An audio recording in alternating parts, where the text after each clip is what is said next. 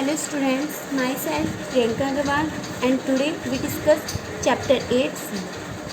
What is cell? हमने cell के बारे में काफ़ी स्टडी की है बायो में.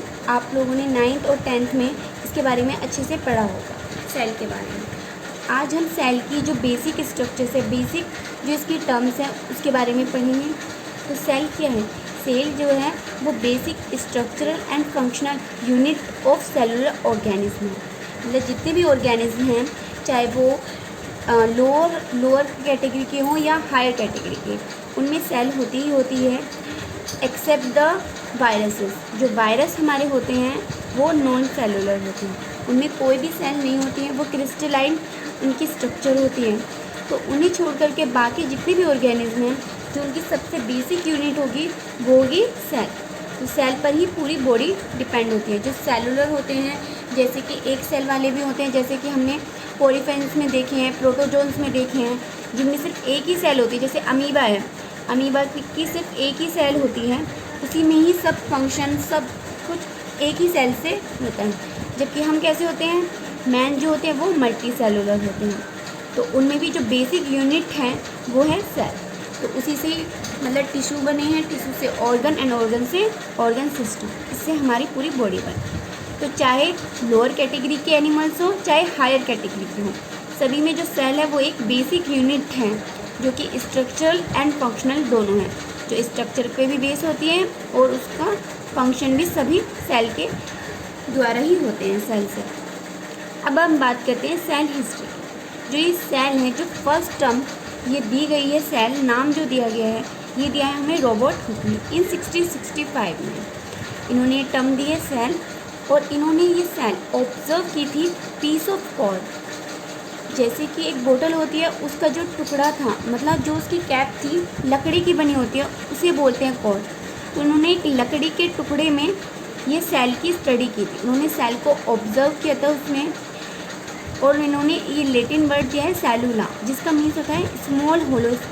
जब उन्होंने सेल को कॉर्ड में देखा, एक लकड़ी के टुकड़े में सेल को इन्होंने देखा, तो वो कैसी थी, वो एक कंपार्टमेंट्स में थी, मतलब होलो होलो स्पेस थे, उसमें छोटे छोटे से स्पेस थे सेल की स्ट्रक्चर के. बाद में पता चला कि जो ये सेल हैं वो डेड हैं. क्यों डेड हैं? क्योंकि वो नॉन लिविंग है. जो हमारी वुड होती है, जब तक वो ट्री से अटैच होती है तब तक कैसी होगी, लिविंग. और जब वो ट्री से हट जाएगी तो वुड हमारी कैसी होगी, नॉन लिविंग. तो इसी वजह से जो कॉर्क थी वो नॉन लिविंग थी, तो जो उसमें सेल्स थी वो कैसी थी, नॉन लिविंग. बट जो फर्स्ट कॉन्सेप्ट जो हमें सेल का दिया है वो रॉबर्ट हुक ने दिया है. सेल नाम ही रॉबर्ट हुक ने. बात करें ग्रियो और मालपीकी की, ये दो साइंटिस्ट थे. इन्होंने सेल की स्टडी की थी प्लांट्स में. किसमें स्टडी की थी, प्लांट्स में. इन्होंने फर्स्ट ऑब्जर्व की थी प्लांट्स में cell, living cells in plants. जो कि लिविंग सेल इन्होंने देखी थी प्लांट्स में देखी थी. इन्होंने इसका नाम दिया था ब्लेडर्स और यूटिकल्स. मतलब ये जो सेल थी, जो इसकी स्ट्रक्चर थी ब्लेड जैसी थी, तो इन्होंने इसका नाम ही ब्लेडर्स दिया और यूटिकल्स. लास्ट एंटोन वॉन ल्यूवेनहॉक, इन्होंने 1674 में फर्स्ट ऑब्जर्व की थी सेल लिविंग एनिमल्स है. इन्होंने एनिमल्स में ये लिविंग सेल को देखा था, जिसका नाम इन्होंने दिया एनिमल क्यूल्स. इसका मीन्स है लिटिल एनिमल्स, मतलब जो छोटे छोटे एनिमल्स होते हैं उनमें इन्होंने देखा था कि एनिमल्स में छोटी छोटी जो सेल्स हैं, इनका नाम दिया इन्होंने लिटिल एनिमल्स. एक तरीके से एनिमल्स इनका नाम दे दिया इन्होंने, पर लेकिन जो नाम इसका माना गया है, जो रियल है, वो है सेल, जो कि रॉबर्ट हुक ने दिया है. रॉबर्ट हुक ने नॉन लिविंग में दिया है सेल को. ग्रियो और मालपीकी ने जो स्टडी की है वो लिविंग सेल की है in plants. Anton von Leeuwenhoek ने स्टडी की है सेल की, लिविंग सेल की इन एनिमल्स. इन्होंने एनिमल्स में की है, इन्होंने प्लांट्स में की है. और रॉबर्ट हुक ने नॉन लिविंग एक लकड़ी के टुकड़े में की थी, लकड़ी की कैप में, कॉर्क में. अब आते हैं सेल थ्योरी. जो हमारी सेल की थ्योरी है वो हमारे साइंटिस्ट ने दी है M.J. स्वेडान, जो कि बॉटनिस्ट थे, मतलब इन्होंने प्लांट पे स्टडी की थी. और थियोडर स्वान, इन्होंने जूलॉजिस्ट हैं, इन्होंने एनिमल्स पे स्टडी की. इन दोनों ने मिलकर इन 1838, इन्होंने 1839, दोनों ने मिलकर 1839 में सेल थ्योरी दी है. सेल थ्योरी में इन्होंने कहा है all living things are made up of cells. जितने भी लिविंग थिंग्स हैं वो सेल से बने हुए हैं. नेक्स्ट साइंटिस्ट हमारे रूडोल्फ विर्चो। रूडोल्फ विर्चो ने सिर्फ एक लाइन दी है, इन्होंने कहा है ओमेनिस सेलुले ए सेलुला, जो कि इसका ये लेटिन नाम है सेल्स का। इसका मीन्स क्या है? इसका मीन्स है all cells arise from pre existing cells, मतलब जितनी भी सेल्स होती हैं वो पहले की जो प्री एग्जिस्टिंग सेल्स हैं उनसे बनती रहती हैं, उनसे प्रोड्यूस होती हैं। Viruses do not obey cell theory, जो भी हमारी सेल थ्योरी में कहा है वायरसेस उसको ओबे नहीं करते हैं। वायरसेस बिकॉज क्या है? Non cellular. Viruses non cellular है, इसलिए वायरसेस को छोड़कर जो भी लिविंग थिंग्स है हमारी वो क्या है? उनमें सेल्स पाई जाती हैं और वो सेल थ्योरी को एक्सेप्ट करते हैं। अब मॉडर्न सेल थ्योरी जो है हमारी उसमें इंक्लूड है फॉलोइंग कंपोनेंट्स। जो मॉडर्न सेल थ्योरी है उसमें निम्न ये जो टॉपिक्स हैं इनको माना गया है। जो हमारा फर्स्ट टॉपिक है वो है all non living things are made up of one और मोर सेल्स। फर्स्ट टॉपिक में हमारा कहा गया है जो जितनी भी हमारी नॉन लिविंग थिंग्स हैं, मतलब जितनी भी हम जानते हैं लिविंग थिंग्स, वो सब किससे मिलकर बनी है?